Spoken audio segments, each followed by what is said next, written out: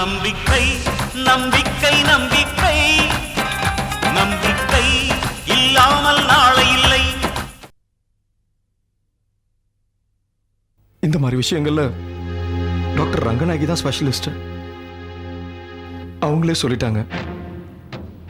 அது மட்டும் இல்லை, நான் இன்னும் 2-3 டாக்டர் கிட்ட எல்லாம் கொண்டு போய் உன் ரிப்போர்ட்ஸ் எல்லாம் காமிச்சேன். அவங்களும் உன் கர்ப்பப்பைய எடுக்கணும்னு சொல்லிட்டாங்க. இல்ல, நான் இதுக்கு ஒத்துக்க மாட்டேன். 30 வருஷம் பிள்ளை இல்லாம இருக்கிறத விட 300 நாள் ஒரு குழந்தைய சுமந்து உங்க கையில கொடுத்துட்டு அப்புறம் நான் செத்து போன பரவாயில்லைங்க. அருணா, கண்ணுக்கு தெரியாத குழந்தைய விட கண்ணறிஞ்ச மனைவியா நீ எப்பவுமே என் கூட இருந்தா எனக்கு அதுவே போதும் அருணா. நமக்கு குழந்தை எல்லாம் வேணாம் அருணா. நீ என் கூட இரு, எனக்கு அதுவே போதும். ஒரு நல்ல தாம்பத்திய வாழ்க்கைக்கு கடவுள் கொடுக்கிற பரிசு குழந்தை தான் சொல்வாங்க. அந்த குழந்தைய கொடுக்க முடியாதவ எப்படிங்க ஒரு நல்ல மனைவியா இருக்க முடியும்? எனக்கு இந்த ஆபரேஷன்லாம் வேண்டாங்க. உங்களுக்கு ஒரு குழந்தைய பெத்து கொடுக்க அனுமதி கொடுங்க ப்ளீஸ். அருணா, எப்பவுமே நம்ம சூழ்நிலையை புரிஞ்சுக்கணும். உன்னால குழந்தை பெத்து கொடுக்க முடியாதுன்ற ஒரு காரணத்தினால நான் உன்னை ஒதுக்கிற மாட்டேன் அருணா. நாம எத்தனை குழந்தை வேணாலும் தத்தெடுத்துக்கலாம். ஆனா உன்னை இழந்துட்டு என்னால இருக்க முடியாது அருணா. நானாவது தெரிஞ்சோ தெரியாமலோ ஏதோ பாவம் பண்ணிருக்கலாம். ஆனா நீங்க எந்த பாவமும் பண்ணலையே. என்னோட சேர்ந்து நீங்களும் இவ்வளவு பெரிய தண்டனை அனுபவிக்கணுமா? சொல்லுங்க. புருஷன் பொண்டாட்டிக்கு கட்டில மட்டும் பங்கு இல்லை அருணா, கஷ்டத்துலயும் பங்கு இருக்கு. நீங்க மனசை திடப்படுத்திக்க. கூடி சீக்கிரம் நான் உன்னை ஹாஸ்பிட்டல் அட்மிட் பண்ண போறேன். அதுக்கு நீ ரெடியா இரு. எதனாலங்க எனக்கு திடீர்னு இப்படி ஒரு ப்ராப்ளம் வந்துச்சு? திடீர்னு வரல அருணா. உங்க வீட்டில் மூலிகை விஷம் கலந்த சாப்பாடை சாப்பிட்டு ஹாஸ்பிட்டல் இருந்தியே, அந்த விஷம் உங்க கர்ப்பப்பைய கொஞ்சம் கொஞ்சமா அரிச்சிருச்சு. கருவறையில தான் தெய்வம் இருக்குன்னு சொல்லுவாங்க. அதே கருவறையில தான் குழந்தையும் உருவாகுது. இப்போ என் கருவறையே கலர் ஆயிடுச்சுங்க.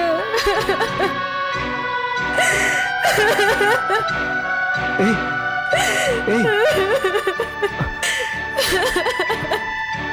அருணா, நான் இருக்கா அருணா, பயப்படாத, அழாத. சரியா?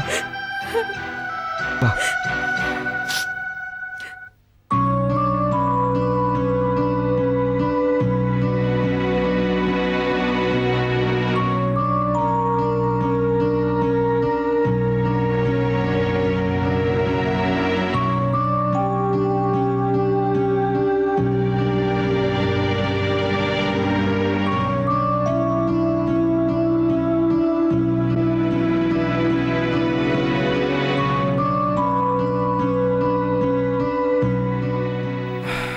ஜெயந்தி, வந்துட்டேங்க.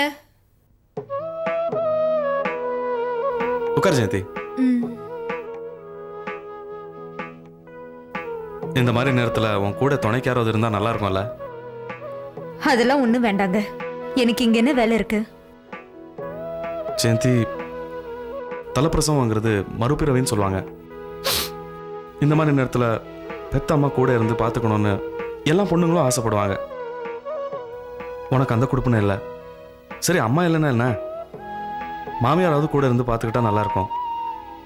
மகனே வேண்டான்னு போனதுக்கப்புறம் மருமகளை பற்றி எங்கே கவலைப்பட போகிறாங்க? ஒரு பொண்ணுக்கு 1000 உறவுகள் இருந்தாலும் புருஷன் மட்டும் சரியில்லைன்னா அவ வாழ்க்கையே வீணா போயிடுங்க. ஆனா எந்த சொந்தமும் இல்லைன்னா கூட பரவாயில்ல, புருஷன் உண்மையான அன்பும் ஆதரவும் வச்சிருந்தா அந்த பொண்ணு ரொம்பவே அதிர்ஷ்டசாலி. எனக்கு தான் எல்லாமுமா நீங்க இருக்கீங்களே, அப்புறம் எனக்கு என்ன கவலை? எதையுமே யதார்த்தமா எடுத்துக்கிற மனப்பக்குவம் உனக்கு இருக்கு ஜெயந்தி. நீ எனக்கு மனைவியா கிடைச்சது எனக்கு ரொம்ப பெருமையா இருக்கு. நான் உங்களை ஒன்று கேட்பேன், நீங்க கோச்சக்கூடாது. கோச்சுக்கிற மாதிரி நீ என்னைக்குமே கேட்க மாட்டியே. நானும் வேலைக்கு போலான்னு இருக்கேன். ஜெயந்தி, நீ இப்போ ஒரு புள்ளைய சுமந்துட்டு இருக்கிற தாய். அதனால என்னங்க, அரசாங்க வேலை செய்யறவங்களே 9 மாசம் வரைக்கும் வேலைக்கு போயிட்டு தான் இருக்காங்க. அது மட்டும் இல்லாம நான் எந்த கஷ்டமான வேலைக்கு போலியே, ஃப்ளார் பொக்கே ஷாப்புக்கு தான் வேலைக்கு போலான்னு இருக்கேன். எனக்கு என்னமோ வேண்டாம்னு தோணுது. நீங்க காலையிலேயே வேலைக்கு போயிட்டா ராத்திரி தான் வரீங்க. பகல் பூராவும் எனக்கு ரொம்ப போர் அடிக்குதுங்க. 2 பேரும் சேர்ந்து சம்பாதிச்சா நம்ம இன்னும் கொஞ்சம் வாழ்க்கைய வசதியா அமைச்சுக்கலாம்ல. அது மட்டும் இல்ல, டாக்டர் என்ன டெய்லி வாக்கிங் போக சொல்லியிருக்காரு. இங்கிருந்து பக்கத்துல தான் ஃப்ளவர் பொக்கே ஷாப். டெய்லி நடந்து போன மாதிரியும் இருக்கும், அப்படியே வேலை செஞ்ச மாதிரியும் இருக்கும். உன் விருப்பப்படியே செய். நீங்க சம்மதிச்சாதான் நான் இந்த வேலைக்கு போவேன். உங்களை மீறி நான் எதுவும் செய்ய மாட்டேங்க. சரி ஜெயந்தி, உனக்கு பிடிச்சிருந்தா பாரு, இல்லைன்னா நின்னுடு. சரியா? சரி.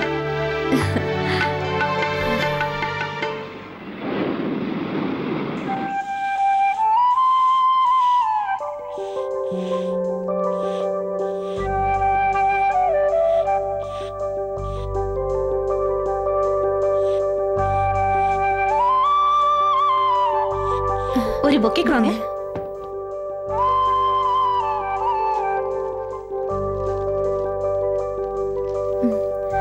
தேங்க்யூ. தேங்க்யூ. தேங்க்யூ.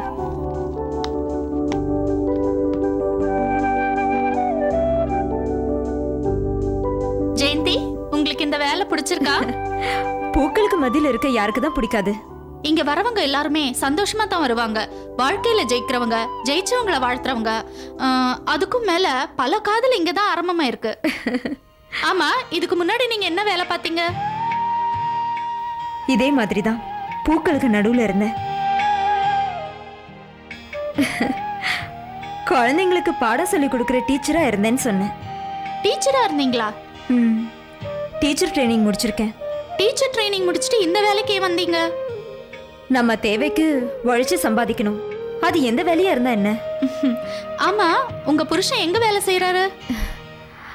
அவர் ஒரு பெரிய கம்பெனில ஒர்க் பண்ணிட்டு இருக்காரு. ஆமா, வந்ததுல இருந்து என்ன பத்தியே கேட்டுட்டு இருக்கீங்களே, உங்களை பத்தி நீங்க எதுவுமே சொல்லவே இல்லையே. நாங்க கூட பிறந்தவங்க 3 பேரு. ஸ்ரீதேவி, ஸ்ரீகலா, ஸ்ரீலேகான்னு வரிசையா பொம்பளை பிள்ளைகளா பிறந்துட்டோம். பிறந்ததெல்லாம் பொண்ணா போச்சேன்னு அப்பாவும் வருத்தப்படல, கூட பிறந்தவங்கள அண்ணன் தம்பி இல்லைன்னு நாங்களும் வருத்தப்படல. அவங்கவுங்க உழைச்சு முன்னுக்கு வந்துட்டு இருக்கோம். உங்களை பார்க்கும்போது எனக்கும் நம்பிக்கை வருது தேவி. உங்களோட ஒர்க் பண்றதுல எனக்கு ரொம்ப சந்தோஷம். வாங்கம்மா. வணக்கம்மா. என்ன பாக்குறீங்க? அவங்க தான் சிந்தாமணி அம்மா, இந்த ஷாப்புக்கு ரெகுலர் கஸ்டமர். கொஞ்சம் பந்தா ஜாஸ்தி, எல்லாம் தெரிஞ்ச மாதிரி பேசுவாங்க. அவங்க வரட்டும், உங்களுக்கு நான் அவங்கள அறிமுகப்படுத்தி வைக்கிறேன். அவங்கள எனக்கு அறிமுகப்படுத்தி வைக்கணும்னு அவசியமே இல்லை. ஏன், அவங்கள உங்களுக்கு முன்னாடியே தெரியுமா? அவங்க தான் என் மாமியார். உங்க மாமியாரா? இவ்ளோ பெரிய கோடீஸ்வர வீட்டு மருமகளா இருந்துகிட்டு இந்த வேலைக்கு நீங்க வரணும்? அது ஒரு பெரிய கதை தேவி. ஜெயந்தி, நீ எப்படி இங்க வந்த? ஓ, இங்க வேலைக்கு வந்திருக்கியா? இப்போதைக்கு இங்க இருக்கிற பொருட்களை மட்டும்தானே விக்கிற? மாளிகையில வந்து மகாராணியா வாழலான்னு கனவு கண்ட. கடைசியில் உன் கனவு என்னாச்சு? எவ்வளவுதான் திட்டம் போட்டு என்னை ஏமாத்தினாலும் ஒட்டுறதுதான் ஒட்டும். சிந்தாமணி அம்மா, இது பொது இடம், கொஞ்சம் மரியாதையா பேசுங்க. தேவி, நீங்க எதுக்காக கோவப்படுறீங்க? பூக்கள் இருக்கிற இடத்துல முட்கள் இருக்கிறதும் சகஜம் தானே. அதுக்கு மரியாதை இல்லாம பேசினா பொறுத்துக்கிறதா ஜெயந்தி? அவங்களுக்கு தெரிஞ்சது அவ்வளவுதான். இப்போ அவங்க நம்ம கஸ்டமர். உங்களுக்கு என்ன வேணும்? நீ இருக்கிற இடத்துல எனக்கு என்ன வேலை? உன் ஓனர் கிட்ட சொல்லி உன்னை வேலையில இருந்து எடுக்க சொல்றேன். போய் சொல்லுங்கம்மா. இது என்ன பெரிய சென்ட்ரல் கவர்மெண்ட் உத்தியோகமா? 58 வருஷத்துக்கு அக்ரிமெண்ட் போட்டா கொடுத்துருக்காங்க. இதை விட்டா வேற வேலை. சும்மா மிரட்டாதீங்க. ஏய் ஏண்டி ஜெயந்தி, நீ பேசுறது போதாதுன்னு இவ்வளவு வேற தூண்டி விட்டு பேச சொல்றியா? நீ எப்படி வாழ போறேன்னு பாக்குற? என்ன தேவி, நீங்க எதுவும் பேச வேண்டாம். அத்தை, பொதுவா இந்த கடைக்கு வரவங்க மத்தவங்களை வாழ்த்துறதுக்காக கிஃப்டும் பொக்கையும் தான் வாங்கிட்டு போக வருவாங்க. நீங்க என்னமோ திட்டி சாபம் விடுறதுக்கு வந்திருக்கீங்க போல இருக்கு. தயவு செஞ்சு போயிட்டு வாங்க ப்ளீஸ்.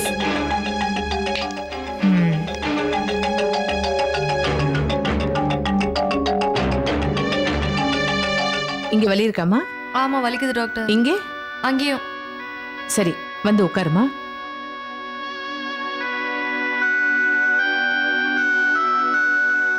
மிஸ்டர் பிரேம், நாளன்னைக்கு ஆபரேஷன் வச்சுக்கலாம். சரிங்க டாக்டர். இந்த ஆப்ரேஷன் பண்ணுறதுனால ஒன்றும் ஆபத்து இல்லையே? இல்ல, யூட்ரஸ் ரிமூவ் பண்ணிட்டா எந்த ப்ராப்ளமும் இருக்காது. நார்மலா இது வயசானவங்களுக்கு தான் வரும். சில சமயம் இந்த மாதிரி சின்ன வயசு பெண்களுக்கும் வரதுண்டு. இது நீங்க ரிசப்ஷன்ல கொடுத்தீங்கன்னா உங்களுக்கு ரூம் அலாட் பண்ணுவாங்க. Don't worry.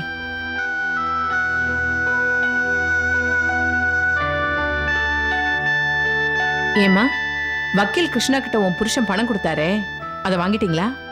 அந்த ஆள் இன்னும் கொடுக்கவே இல்லை டாக்டர். எப்பவுமே பணம் கொடுக்கும்போது யாரு என்னன்னு பார்த்து ஜாக்கிரதையா கொடுக்கணுமா? அவர் எங்க கம்பெனிக்கு ஆரம்பத்துல இருந்து லீகல் அட்வைசரா இருந்தவர். உங்க கம்பெனியா? சிந்தாமணி குரூப்ஸ் ஆஃப் கம்பெனியோட ஓனர் தான் எங்க அம்மா. சிந்தாமணியோட மகளா நீங்க? ஆமா டாக்டர். நீங்களும் பிரேமும் லவ் பண்ணி கல்யாணம் பண்ணிக்கிட்டீங்களா?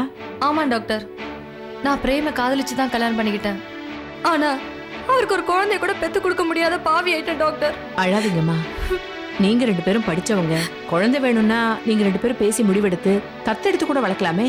எல்லாத்தையும் விட உங்க உடம்பு முக்கியம் இல்லையா? டாக்டர், என்ட்ரி போட்டாச்சு. அப்போ நாங்கள் புறப்படுறோம். ஓகே, நாளை காலையில கூட்டிட்டு வந்துருங்க. தைரியமா இருமா.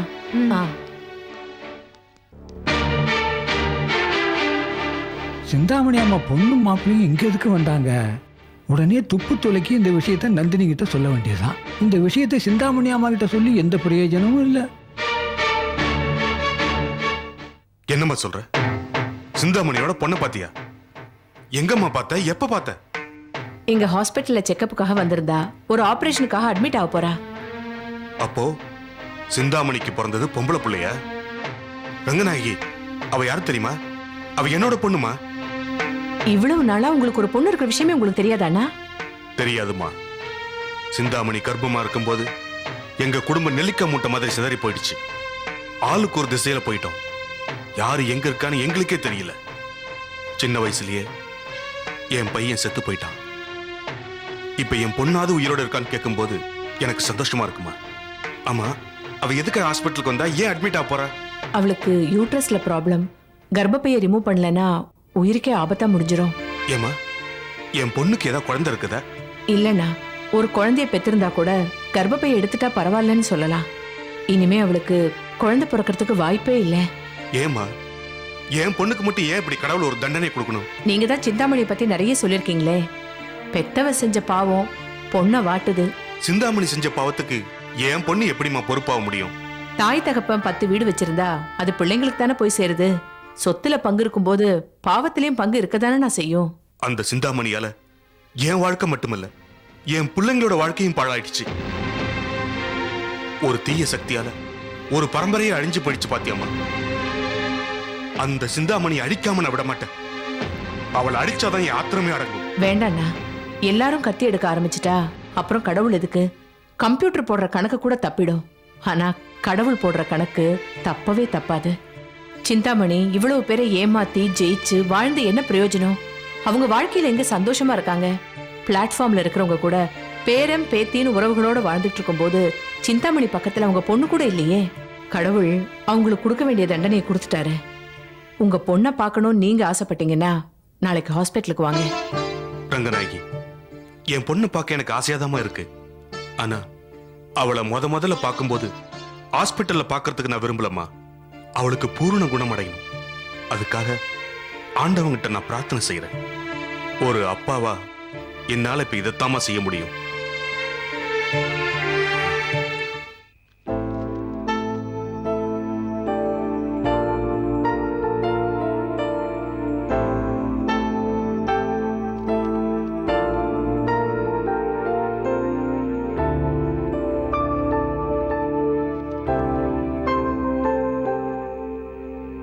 என்னங்க, பால் சாப்பிடுங்க.